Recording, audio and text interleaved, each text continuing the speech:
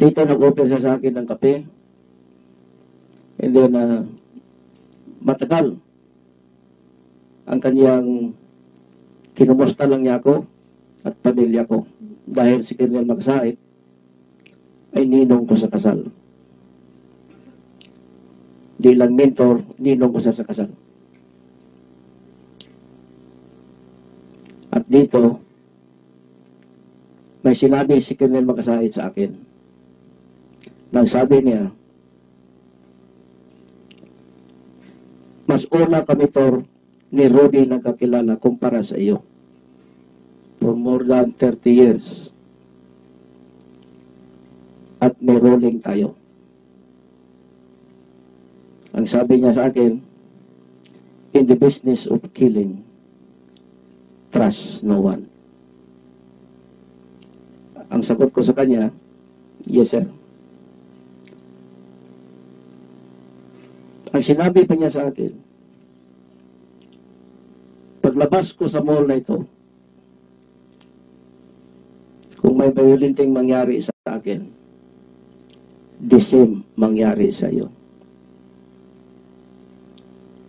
Dito naglaro sa isip ko ang marami. It's either nag-leak ang information natin. So hindi ako kumibo, ang sinabi ko sa kanya, hindi mangyari yan, sir.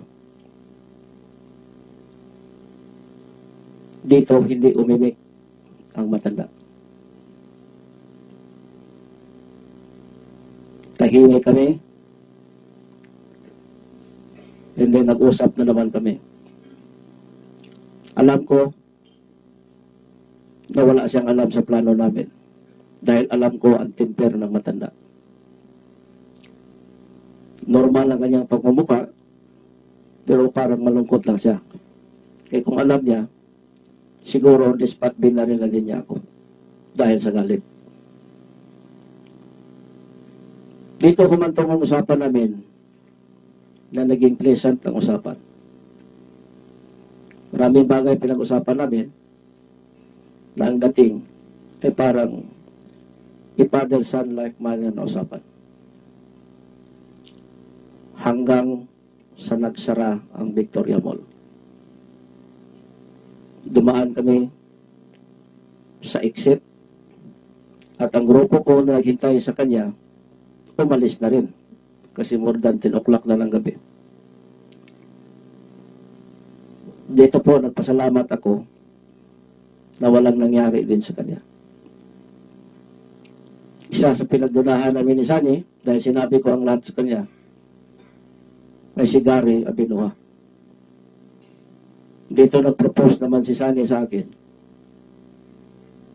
na iligpit na si Gary.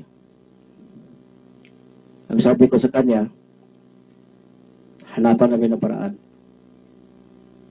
Pero dumaan ang ilang buwan, namatay si Colonel Magsaid due to stroke. Ang sabi ko sa sarili ko, it's divine intervention na hindi ako nakapatay sa ninong ko at mentor ko.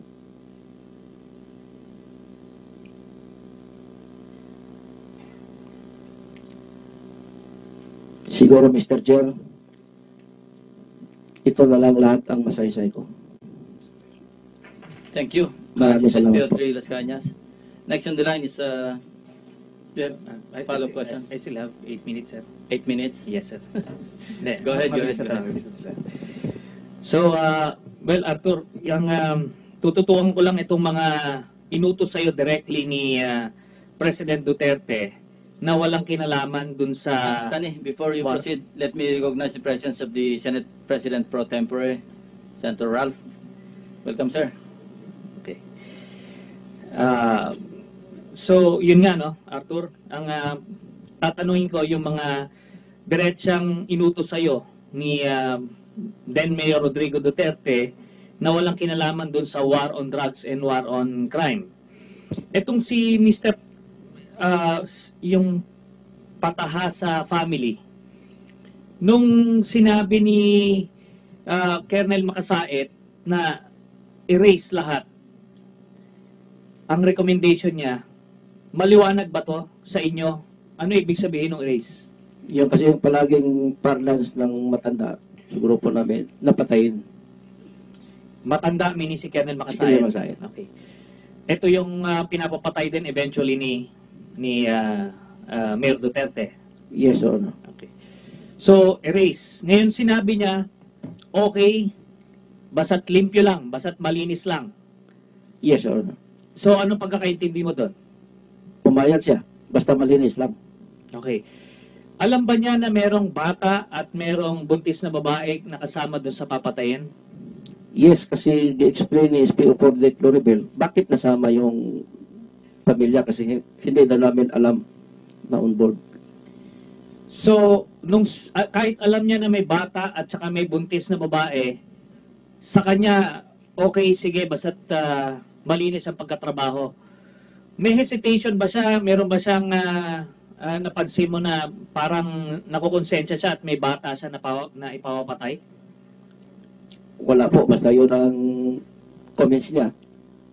Basta limpyo lang. Okay. So, dito naman tayo kay...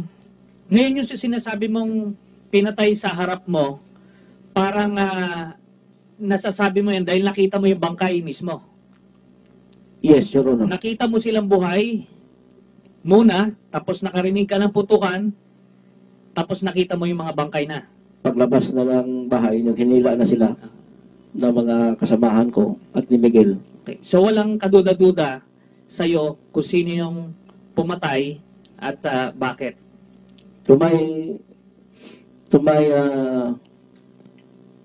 personal na witness, kasi ang lumabas sa bahay, si SPO4 de Claribel and SPO3 Teodoro Pagidopon, na dala-dala ni Teodoro Pagidopon yung baril. So sa akin, siya ang shooter. Yung baril is caliber 22, ordinary. Yun ang palaging ginagamit namin. Kay Colonel Maksait yun ang baril. Okay. With suppressor. Doon naman kay June Pala, ito, ang nagbigay sa instruction ay si Sunny Benaventura. Is that correct? Yes, Your Honor. Pero nagkita kayo ni Mayor Duterte sa mall, pinag-usapan niyo yung ambush. Yes, nagtanong siya sa akin, bakit nagkaganon ng pag-ambos? Naon sa pag-ambos ninyo kay June? So sigurado ka na siya ang nagpapatay. Si Mayor Duterte nagpapatay kay June Pala. Yes, Your Honor. Okay. At at in fact binigyan ka pa ng magkano na reward? May bonus na 1 million. 1 million. So talagang walang puwang sa isip mo na inutos ni Mayor Duterte yung pagpatay ni June Pala. Yes, Your Honor.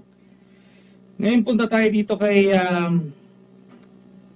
Mr. Charlie Tan. Napag-usapan nyo kamo ni General De La Rosa na na-mention niya na pinapatay lang yung competition, meaning yung Taiwanese na suspected drug lord na pinatay nyo. Yes, yun ang comments niya. Yun ang comment niya. Bakit? Ano ba to si Charlie Tan? Sa pagkakakilala nyo bilang matagal na sa Davao City Police. Isa siyang Taiwanese national sa pagkaalam ko. At may-ari ng KTV bar doon sa Davao City. So ano ang pagkakaalam nyo sa kanyang mga activities? Wala po akong direct Wala kang direct knowledge sa knowledge. kanya. Pero by reputation, ano yung pagkakaalam nyo? Yung sa mga usap-usapan among the circles sa mga police, involved kuno sa illegal drugs. Involved di umano sa illegal drugs si Charlie Tan. Ito bang si Charlie Tan, kaibigan ito ni President Duterte, then Mayor Duterte? Pagkaalam ko kay Vice Mayor Pulong. Kay Vice Mayor Pulong. Yes, Your Honor. Pero ito, ni kailanman, hindi nyo ito hinuli, hindi siya ginalaw. Nung all the time na mayor si President Duterte. Wala po, Your Honor. Hindi.